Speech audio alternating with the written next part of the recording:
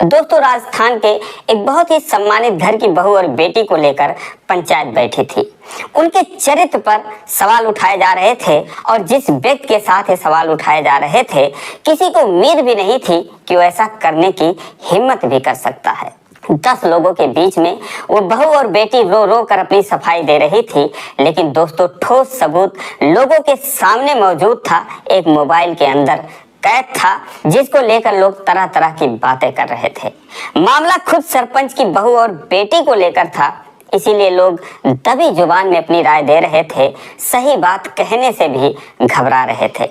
दोस्तों, एक बहुत ही रोचक कहानी है, आइए जानते हैं पूरी कहानी इस वीडियो में। लेकिन वीडियो में आगे बढ़ने से पहले बस वही रिक्वेस्ट कि आप वीडियो को लाइक कर दीजिए, चैनल को भी सब्सक्राइब कर लीजिए ताकि मेरा हौसला बढ़ता रहे। दोस्तों, एक कहानी है राजस्थान के नागौर जिले की। एक सरपंच जी होते हैं, बहुत नामी गिरामी आदमी थे। लंबी चौड़ी खेती बाड़ी थी, घर में गाय भैंस ऊंट सब थे। एक कोठीनुमा घर था जो कि 4 दीवारी से चारों तरफ से घिरा हुआ था।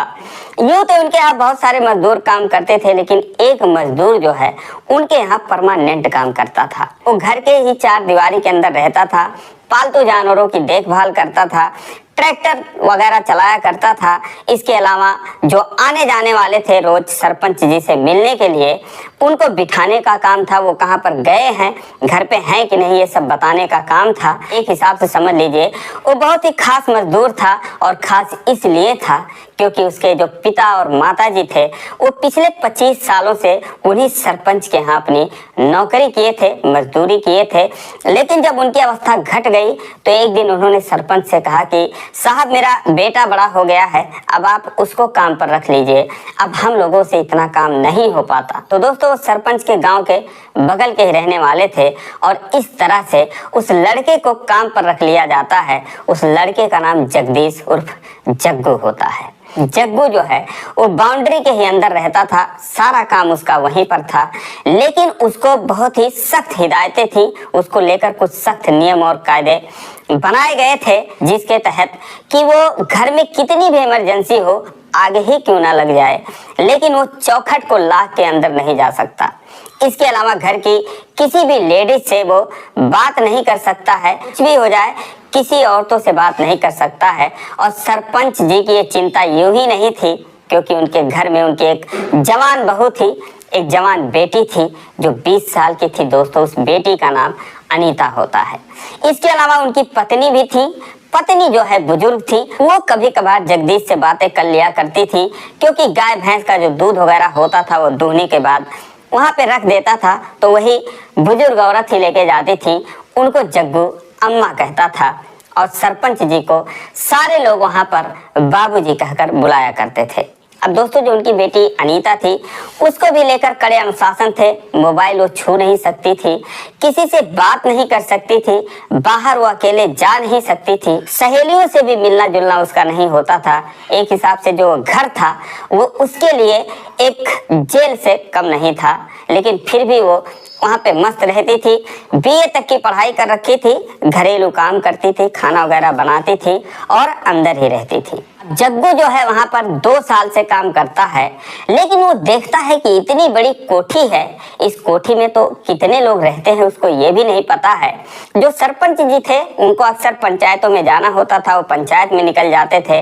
जो उनका बेटा था वो नेतागिरी करता था, तो सुबह को निकलता तो शाम को ही आता था, कहीं कचहरी पर तो कहीं तहसील पर, उसका ऐसे ही रोज आना जाना लगा रहता था। दोस्तों, जग्गू के लिए तमाम पाबंदियां थी। घर के अंदर तो उसको जाना नहीं था, अपने घर से ही वो दोपहर का खाना लाता था, और वहीं पर एक नलका लगा था बाउंड्री के अंदर, उसी नल को चलाकर उसे पानी पी लेना था। तो इसी तरीके से वो अपना काम करता है। लेकिन जो नल था वो अक्सर सूख जाता था, उसमें पानी डालने के बाद ही उसको चलाने पर फिर पानी पकड़ता था। अब दोस्तों, उतने बड़े कोठी में जग्गू अक्सर झांकता रहता था कि इसमें इन अम्मा के अलावा और कौन रहता है। लेकिन जैसे आपने फिल्मों में देखा होगा, चुड़ैलों की एंट्री होती है, लक से आती हैं तो लक से गायब हो जाती हैं, वैसे उस घर में जो उनकी बहू थी, जो उनकी बेटी थी, वो ऐसे ही कभी आती और कभी गायब हो जाती। जिन्हें वो देखता तो उसे कोई फिल्मी चुड़ैल वो लगती थी, लेकिन फिर भी वो 20-22 साल उसकी उम्र थी, तो बहुत ही उसके अंदर उत्सुकता रहती थी। वो अक्सर उधर देखता रहता था। एक दिन वो दोपहर का लंच कर रहा था, रोटी उसके गले अटक जाती है। वो नल पर जाता है तो देखता है जो बाल्टी में पानी रखा होता है नल में डालकर चालू करने के लिए, जो पानी ही भरना भूल गया था। अब वो नल को चलाता है, जोर जोर से चलाता है, खटर पटर की आवाज आती है। तो ये आवाज जो है वो अनीता के कानों तक पहुंचती है। तो देखती है कि जो जग्गू है वो परेशान हो रहा है, नल को चलाया जा रहा है, लेकिन उसमें से पानी निकल नहीं रहा है। अब दोस्तों वो भी एक लड़की ही थी, 20 साल उसकी उम्र थी।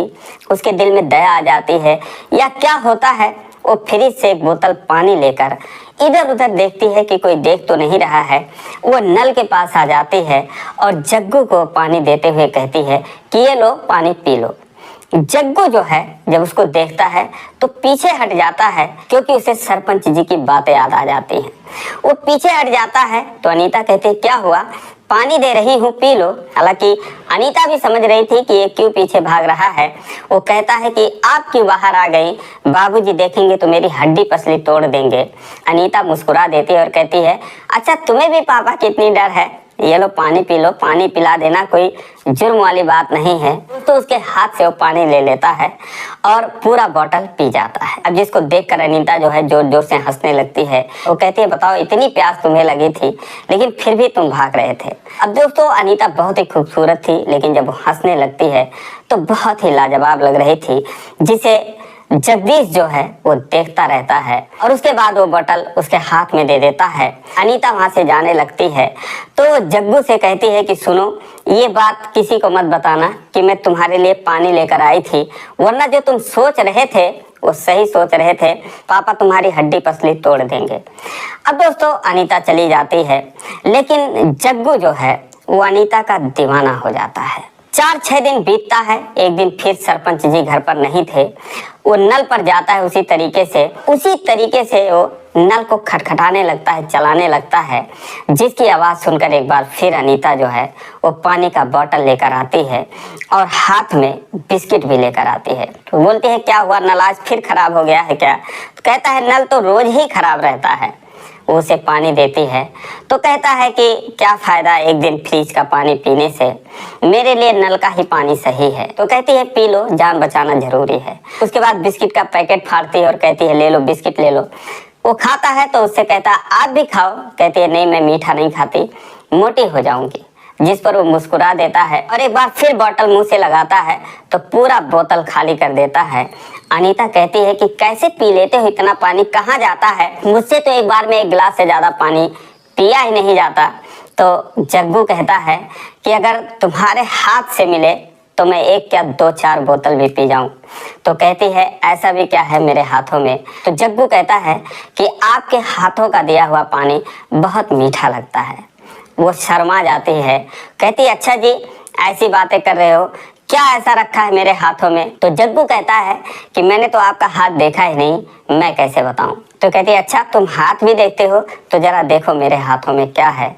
दोस्तों वो उसका हाथ पकड़ लेता है और उसके बाद दोनों के शरीर की हलचलें तेज हो जाती हैं, धड़कनें तेज हो जाती हैं। अनीता भी कहीं ना कहीं घर में उसके लिए इतनी पाबंदियां थी, पहली बार वो भी इस एहसास से गुजर रही थी और जग्गू भी इस एहसास से पहली बार गुजर रहा था। दोस्तों दोनों एक दूसरे का हाथ पकड़े कब गले लग जाते हैं पता ही नहीं चलता। अनीता उसके सीने से लग जाती है और जग्गू भी उसे अपने हाथों का सहारा देता है, लेकिन कुछ ही देर में वो घबरा कर अलग हो जाती है।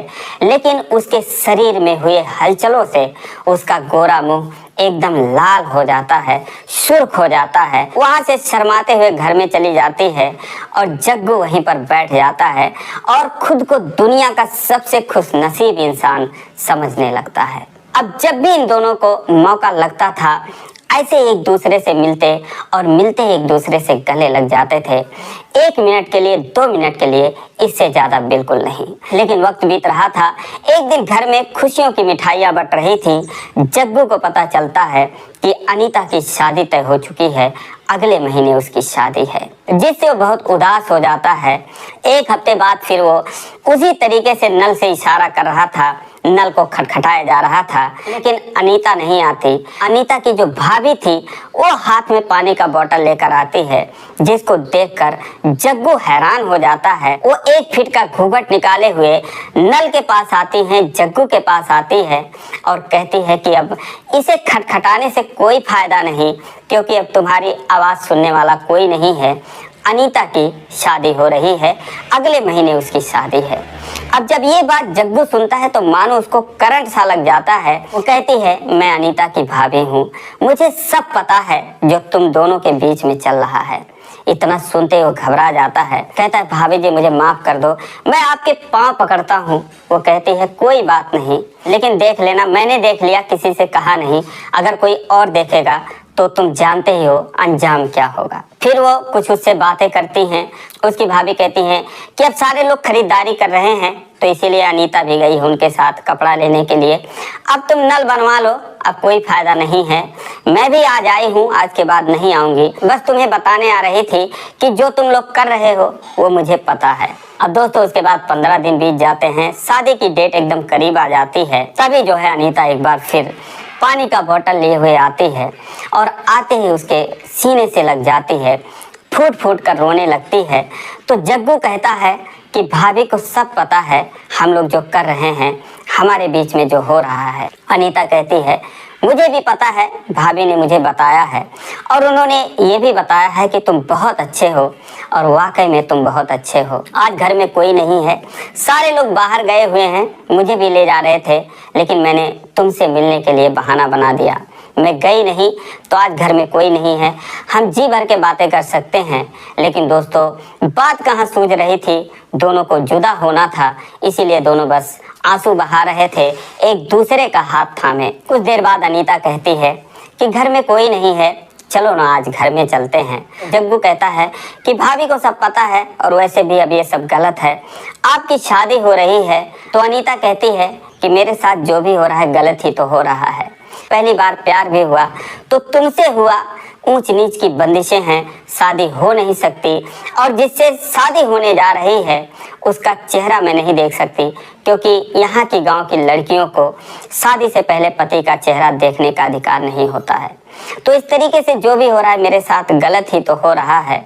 आज घर में कोई नहीं है, चलो ना घर में कुछ बातें करते हैं, कुछ और करते हैं। तो जग्गू कहता है कि एक बोतल पानी पीने से इतना दर्द मिला हुआ है, कुछ और कर लेंगे, कुछ और हो जाएगा, तब तो जीना ही मुश्किल हो जाएगा। बस यही कहूँगा कि जिसको देखने तक की मेरी औकात नहीं थी उससे बात भी हो गई, उसने मुझे गले से भी लगा लिया, इससे ज़्यादा और क्या चाहिए, मुझे सब कुछ मिल गया। बस यही कहूँगा कि ईश्वर आपको हमेशा सुखी रखे।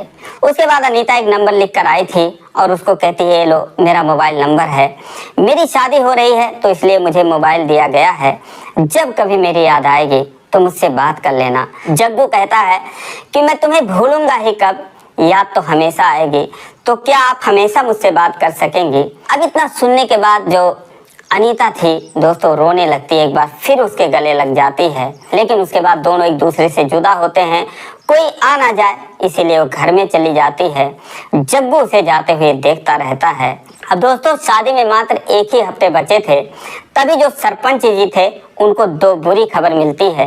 एक खबर ये थी कि जिससे उन्होंने शादी तय कर रखी थी उस लड़के की तबीयत खराब हुई थी और अपने होने वाले दामाद को वो हॉस्पिटल में देखने जाते हैं, तो वहां जाकर पता चलता है कि नंबर 1 का नशेड़ी आदमी वो है और पी पी कर अपनी जिंदगी उसने बर्बाद कर रखी है।